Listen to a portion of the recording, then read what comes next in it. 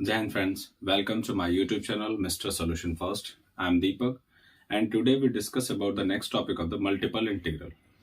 हमने previous video में देखा था कि जो हम लोग डबल इंटीग्रल किस तरीके से सॉल्व करते हैं। इस वीडियो में हम लोग अब डबल इंटीग्रल के ऑर्डर को चेंज करके इंटीग्रेशन करना सीखेंगे।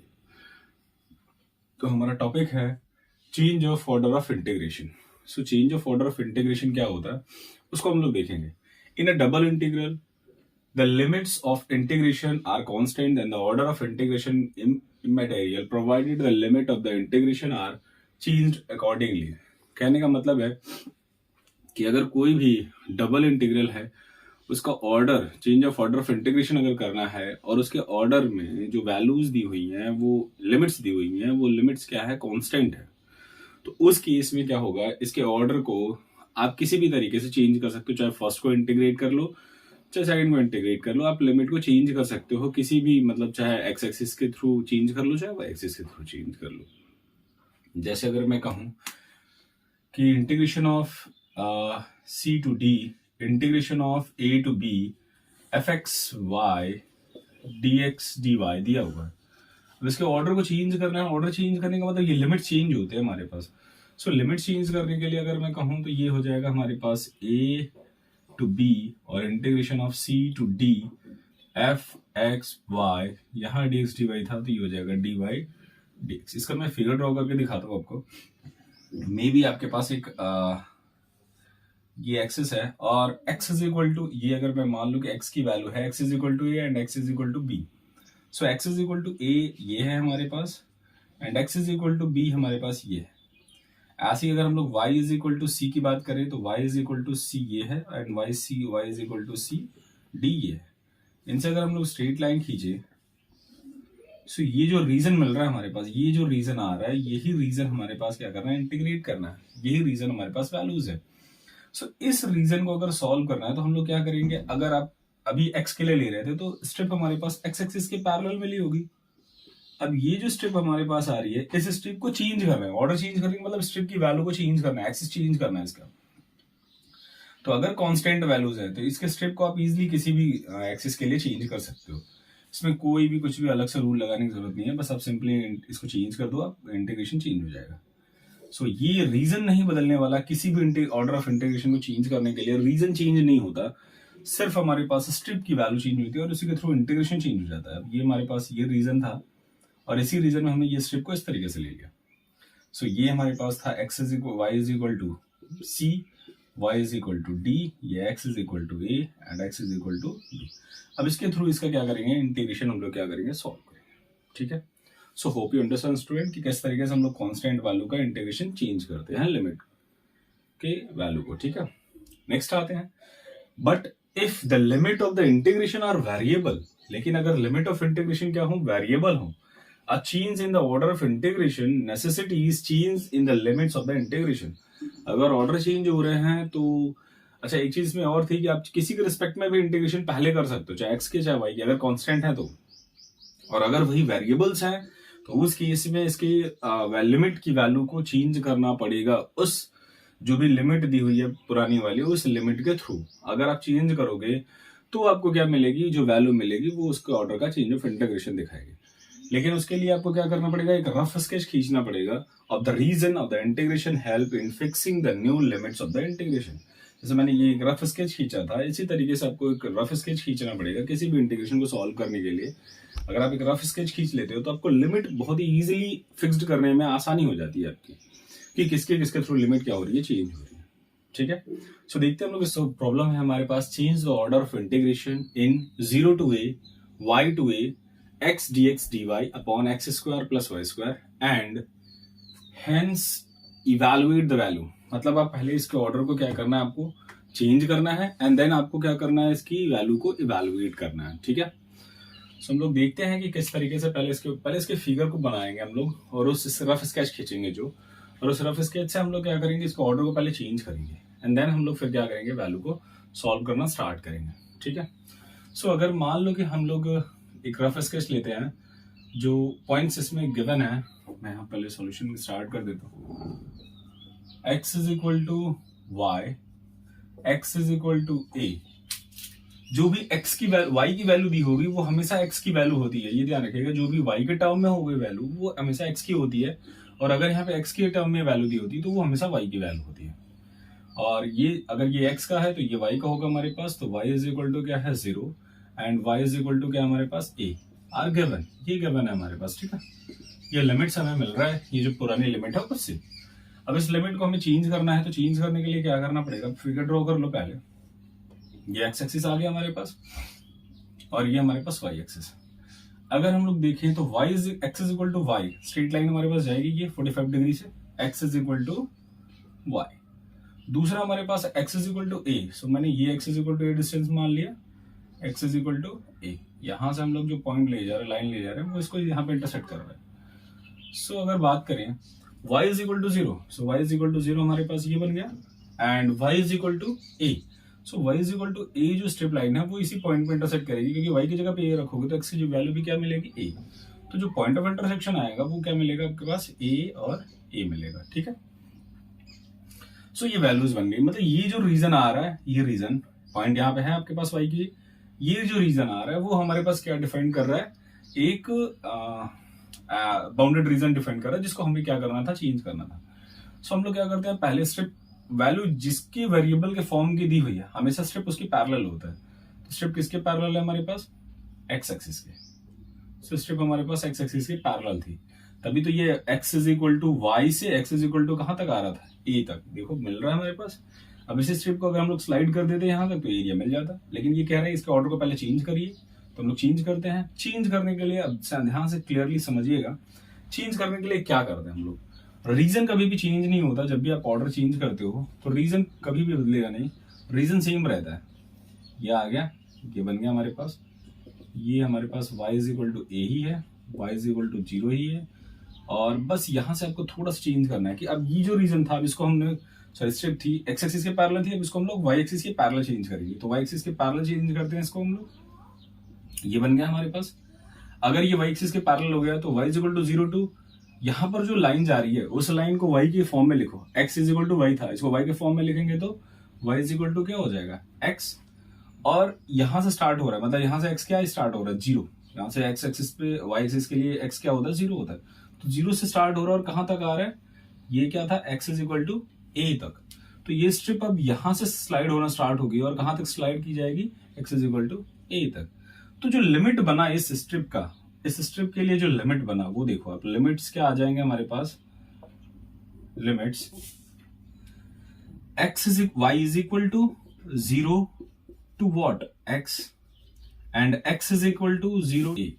अब देख रहे हो कि y is equal to 0 to x मिल रहा है and x is equal to 0 to a मिल रहा है, ये आ जाएगी हमारे पास लिमिट्स। तो ये जब ऑर्डर हम लोग चेंज किए, मतलब देखो ऑर्डर चेंज करने का मतलब क्या है, एक्सिस का जो x एक्सिस था उसको हमने चेंज करके किसमें ला दिया, y एक्सिस में, तो इसका ऑर्डर क्या हो गया, चेंज हो गया। अब पहले x के रिस्पेक्ट में इंटीग्रेट होना था, अब किसके रिस्पेक्ट में होगा, y के रिस्पेक्ट में इंटीग्रेट होगा पहले, तो ये इंटीग्रेशन हमने चेंज कर दिया। अब इसी चेंज वाले लिमिट को हमें इस इक्वेशन में लाके वापस पुटअप करना होगा।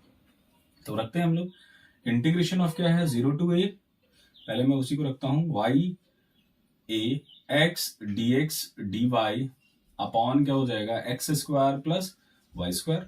सो इसको अगर हम लोग चेंज करेंगे तो वैल्यू क्या मिल जाएगी आपके पास 0 टू a।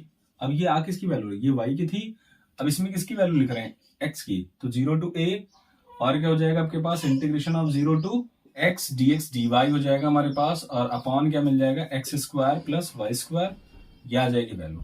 अभी ऑर्डर देखो y के फॉर्म में था, अब इसको हमने किसमें चेंज कर लिया, x के फॉर्म में। अब इसको हम लोग इंटीग्रेट करेंगे, ऑर्डर इसका क्या हो गया, चेंज हो गया, इसको ऑर्डर क्या मिल गया हमारे पास, चेंज हो गया। अब चेंज होने के बाद हम लोग इसको क्या करेंगे, इंटीग्रेट करेंगे। पहले कह रहा है change the order of integration and hence the evaluate, और तब उसके बाद क्या कह रहा है, उसको इवैल्यूएट करने के लिए कह रहा है, तो हम लोग इवैल्यूएट कर लेते हैं इसको।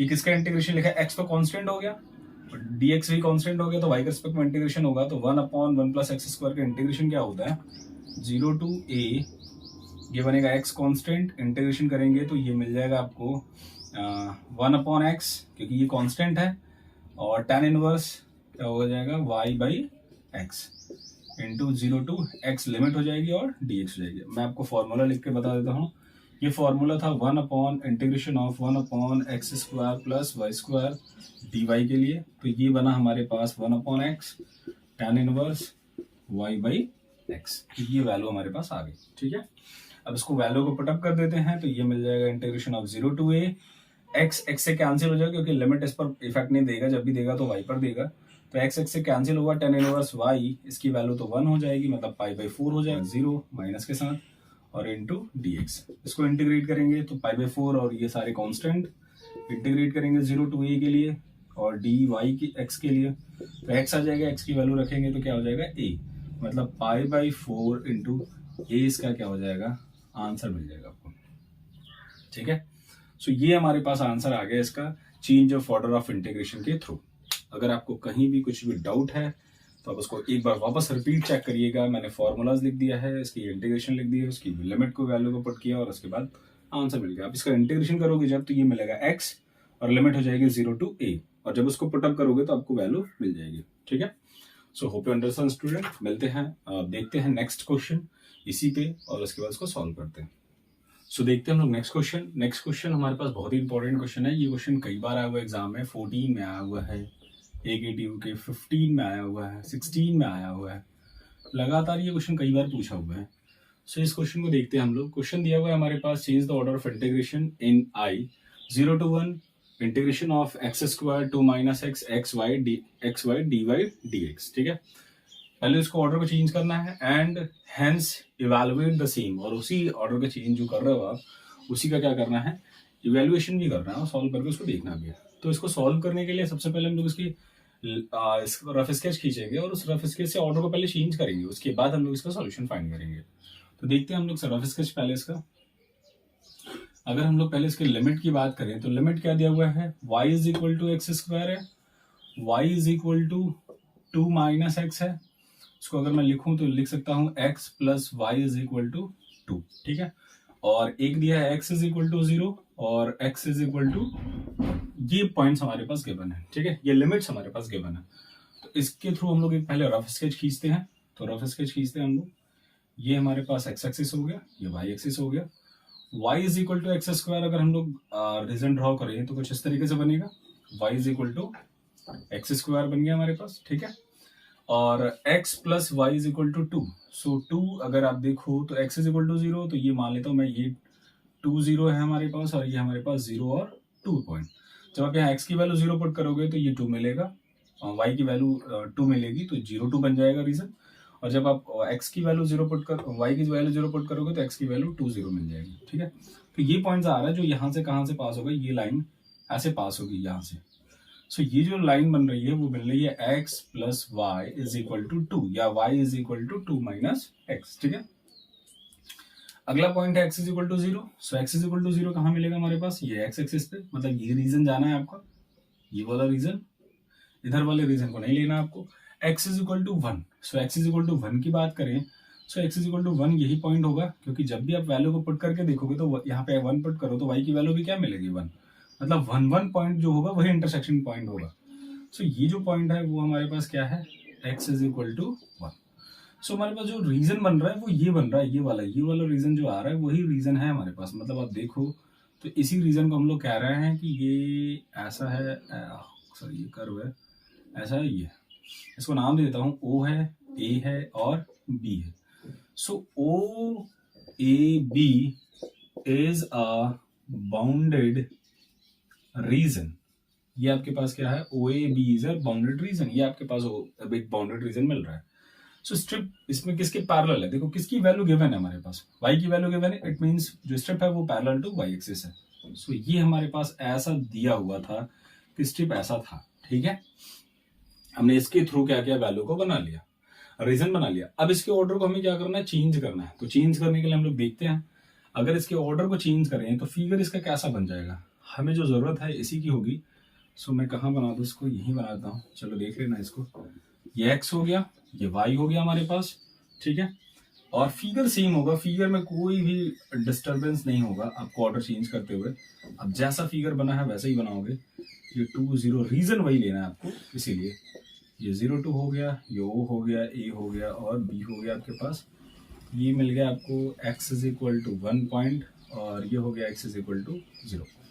इसके बाद क्या करेंगे हम लोग, इसके ऑर्डर को चेंज करना है। चेंज करने के लिए स्ट्रिप को अगर y एक्सिस के पैरेलल था तो इसको कैसे बनाओगे, x एक्सिस के। अब यहाँ पे मेन मुद्दा आता है कि अगर आप इसके ऑर्डर को चेंज करते हो इतने रीजन के लिए, तो एक स्ट्रिप काम करेगी, क्योंकि ये वाला कर्व जो है इस स्ट्रिप के लिए काम करेगा जो भी बनाओगे आप। लेकिन जैसे ही आप इसके आगे बढ़ोगे, इस लाइन के आगे बढ़ोगे, इस वाली लाइन के आगे बढ़ोगे, तो क्या होता है कि यहां से ये कर्व क्या हो रहा है, चेंज हो जा रहा है। तो आपको एक स्टेप इसके लिए बनानी पड़ेगी, दूसरी स्टेप इसके लिए बनानी पड़ेगी। तो ध्यान रखिएगा जब भी कभी ऐसा केस आए कि स्ट्रिप को स्लाइड करते वक्त अगर कर्व चेंज हो जाए, तो उस केस में आपको 2 स्टेप लेनी पड़ेगी। अगर और आगे बढ़ाते हुए अगर फिर कर्व चेंज हो जाता तो आपको एक और स्टेप लगानी पड़ती। मतलब इस तरीके से हम लोग स्टेप को क्या करेंगे, चेंज करते हुए हर एक कर्व के लिए, लाइन के लिए एक स्टेप काम करेगी। जैसे दूसरा कर्व आया तो दूसरे कर्व और लाइन के लिए एक स्टेप काम करेगी। ठीक है, so hope you understand student. मैं लगा रहा हूँ यहाँ पे स्ट्रिप को, जैसे मैं स्ट्रिप को इस तरीके से लगा देता हूँ इधर, तो ये आ गया हमारे पास एक्स एक्सिस। हमने स्ट्रिप के ऑर्डर को चेंज किया, देखो वाई के था, हमने इसको एक्स में बदला। सो एक्स की लिमिट की बात कर ले हम लोग। अगर मैं इसको सी नाम दे देता हूं, तो पहले मैं अलग अलग रीजन के लिए स्ट्रिप की वैल्यू निकालूंगा, मतलब लिमिट्स निकालूंगा। सो ओ ए सी रीजन के लिए, ओ ए सी रीजन के लिए इसको हम लोग अगर स्ट्रिप को स्टार्ट करें यहां से, तो यहां से स्ट्रिप इसके लिए पहले कर्व के लिए बात करते हैं। तो ये x इज इक्वल टू क्या मिलेगा, x इज इक्वल टू यहाँ पे क्या है 0 से, ये कौन सा रीजन था, y is equal to x square. So अगर मैं यहाँ पे x की वैल्यू निकालूं तो क्या मिलेगा, root of y। So x की लिमिट कहां से कहां तक वेरी कर रही है, अगर आप इस रीजन को देखो तो 0 टू रूट ऑफ y। अब आगे हम लोग y की बात कर लेते हैं। y स्टार्ट हो रहा है यहां से, मतलब y इज इक्वल टू 0 से लेकर ये पॉइंट कौन सा है, अभी आपने देखा था यहाँ पे 1 पॉइंट मिला था, मतलब ये y इज इक्वल टू क्या है हमारे पास 1 है। सो टू ये तो y, अब y कहां से वेरी करेगा 0 टू 1। तो ये पहला रीजन था ओ ए सी, उस रीजन के लिए ये लिमिट काम करेगी। अब आप समझ लो कि x इज इक्वल टू 0 है, x is equal to root y, मतलब ये स्टेप है। अब इस स्टेप को मैं यहां से स्लाइड करना स्टार्ट करूं और स्लाइड करते करते यहां तक लाऊं, तो इस पूरे रीजन का क्या होगा, एरिया हमें मिल जाएगा, मतलब डबल इंटीग्रल सॉल्व हो जाएगा। इसी तरीके से हम लोग दूसरे रीजन पे बात करेंगे। दूसरा रीजन है C A B. C A B region की बात कर रहे हैं। सी ए बी रीजन में क्या मिलेगा हमारे पास, इस स्ट्रिप को स्लाइड करना है। बात पहले इसमें एक स्ट्रिप लगाएंगे हम लोग इस तरीके से, ये स्ट्रिप आ गई हमारे पास। अब ये स्ट्रिप हमारे पास पैरेलल टू एक्स एक्सिस ये होगी। सो अगर मैं एक्स की लिमिट की बात करूं तो क्या मिलेगा, देखो x is equal to start हो रहा है 0 से, लेकिन जा कहां तक रहा है, अब ये लाइन जो थी वो लाइन थी हमारे पास x plus Y is equal to 2। अगर हमें यहाँ x की वैल्यू निकालनी है तो x इज इक्वल टू क्या हो जाएगा 2 माइनस वाई। सो x की लिमिट वेरी कर रही है 0 to 2 minus y. And next ऐसे ही हम लोग अगर इसको स्लाइड करें तो स्टार्टिंग यहां से होगी y इज इक्वल टू 1 से, कहां तक जाएगा y इज इक्वल टू 2 तक। सो y की लिमिट क्या हो जाएगी 1 टू कहां तक वेरी करेगा 2 तक। तो ये हमारे पास 2 रीजन बन गए। एक रीजन के हमने 2 रीजन डिफाइन कर लिए, क्योंकि यहाँ पे एक्सेस जो है जो कर्व थे वो चेंज हो रहे थे, इसलिए हमने इसमें 2 स्टेप लगाया और 2 रीजन बना दिया। एक रीजन अगर आप चाहो तो मान सकते हो ये फर्स्ट रीजन है, ये सेकंड रीजन है। तो फर्स्ट रीजन के लिए जो हमने देखा वो लिमिट ये वेरी कर रही है और सेकंड रीजन के लिए ये वेरी कर रही है। So hope you understand student कि किस तरीके से हमने ऑर्डर को क्या किया, चेंज किया। अगर आपको नहीं समझ आया तो आप फिर से एक बार वापस रिपीट करिएगा इसी वीडियो को और आपको समझ में आ जाएगा कि किस तरीके से मैंने हर एक चीज को डिटेल में समझाया हुआ आपको। अब इस प्रॉब्लम को, ये तो इसका ऑर्डर चेंज हुआ, अभी इस ऑर्डर को चेंज जो किया है हमने, अब इसका इवैल्यूएशन भी करना है, तो हम लोग इसको सॉल्व भी करते हैं और देखते हैं फिर क्या होगा। ठीक है, तो ये फिगर अब हमें जरूरत नहीं है, इसको मैं हटा रहा हूँ यहाँ से। देखते हैं कि अब हमारे पास जो रीजन ये मिल गया, अब इस रीजन के थ्रू इंटीग्रेशन क्या होगा। तो इंटीग्रेशन क्या था हमारे पास, इंटीग्रेशन ऑफ 0 टू 1 था, इंटीग्रेशन ऑफ एक्स स्क्वायर था एंड 2 माइनस एक्स था, x Y d y D x था। इसके रीजन को हमने चेंज किया 2 पार्ट्स में। एक तो मिला 0 to 1 integration of 0 to root of y, और x Y D x D y मिल गया। फिर प्लस नेक्स्ट एक और रीजन मिला हमारे पास, इंटीग्रेशन ऑफ 0 टू 1 टू 2। इस रीजन के लिए, सेकंड वाले के लिए देखो हमने फर्स्ट वाले को निकाल के सेकंड वाले को इसमें ऐड कर रहे हैं। तो 1 टू 2 एंड क्या था, x की लिमिट क्या थी 0 टू 2 माइनस वाई, और x Y D x D y. अब इसी रीजन को हम लोग बारी बारी से क्या करेंगे, सॉल्व करेंगे, और सॉल्व करके दोनों को ऐड करके लिख देंगे, जो होगा वो हमारे पास आंसर मिल जाएगा। ठीक है, सो हमें इसको सॉल्व करना है। तो सॉल्व करने के लिए मैं फर्स्ट पार्ट को पहले ले रहा हूँ, ये जो फर्स्ट इंटीग्रल पार्ट है I1, और इसको मैं I2 मान ले रहा हूँ। ये हमारे पास क्या था, I के इक्वल गिवन था प्रॉब्लम में। ठीक है, ये I हो गया, ये I1 हो गया, I2 हो गया। Means I is equal to I1 plus I2 मिलेगा आपके पास। सो मैं I1 सॉल्व कर रहा हूँ, I1 किसके इक्वल हो जाएगा आप देखो, इंटीग्रेट करते हैं इसको हम लोग 0 to 1 integration of 0 to root of y x y dx dy। So किसके इक्वल वैल्यू आ जाएगी हमारे पास, सबसे पहले y के रिस्पेक्ट में x के रिस्पेक्ट में इंटीग्रेशन होगा तो इंटीग्रेशन ऑफ 0 to 1 और x का इंटीग्रेशन होगा तो y बाहर हो जाएगा और मिलेगा x स्क्वायर अपॉन 2 और इंटीग्रेशन पे क्या आ जाएगा 0 to root of y and dy। जब लिमिट पुटअप करेंगे तो ये मिल जाएगा 0 to 1, इंटीग्रेट कर लेंगे इसको तो ये आ जाएगी वैल्यू y, मतलब वैल्यू पुटअप कर लेंगे तो ये हो जाएगा y बाई 2, मतलब y स्क्वायर आ जाएगा और 0 पे तो 0 मिल जाएगा। सो ये वैल्यू आ जाएगी y बाई 2 माइनस 0 और dy। जब इसको 1/2 इसमें से बाहर कर लेंगे हम लोग तो मिलेगा 0 to 1 और y स्क्वायर dy। इंटीग्रेट करेंगे तो ये क्या आ जाएगा हमारे पास 1/2 y क्यूब बाई 3 और जब इस पे हम लोग लिमिट को पुट करेंगे 0 to 1 तो ये आ जाएगा हमारे पास 1/6। 1/6 कैसे आया, जैसे ही आप यहाँ पे वैल्यू 1 पुट करोगे ये 1 मिलेगा, 0 पुट करोगे 0 मिलेगा, तो 1 के साथ जब मल्टीप्लाई करोगे 1/3 का 1/2 के साथ तो 1/6 आ जाएगा। तो फर्स्ट जो रीजन था उसका जो इंटीग्रेशन मिला वो ये मिल गया, ठीक है। अब दूसरे रीजन को हम लोग सॉल्व करते हैं तो इस फिगर को हम लोग हटा देंगे यहाँ से। I2 की वैल्यू को सॉल्व करते हैं हम लोग, integration of 1 to 2 integration of 0 to 2 minus y and x y dx dy, ये आ जाएगा, ठीक है। अब इसको सॉल्व कर लेते हैं तो ये आ जाएगा आपके पास इंटीग्रेशन ऑफ 1 to, तो क्या आ जाएगी वैल्यू x स्क्वायर और अपॉन 2 और मिल जाएगा आपको 0 to 2 माइनस y, ठीक है, इंटू डी। इसकी लिमिट को पुट करते हैं यहाँ पे तो आ जाएगा इंटीग्रेशन ऑफ 1 to 2, ये आ जाएगा वैल्यू पुट करने के बाद y और ये मिल जाएगा आपको 2 माइनस वाई का होल स्क्वायर अपॉन 2 और 0 पुट करोगे तो आपको फिर 0 ही मिल जाएगा इंटू डी वाई, ठीक है। मैं इसको 0 कर दे रहा हूँ।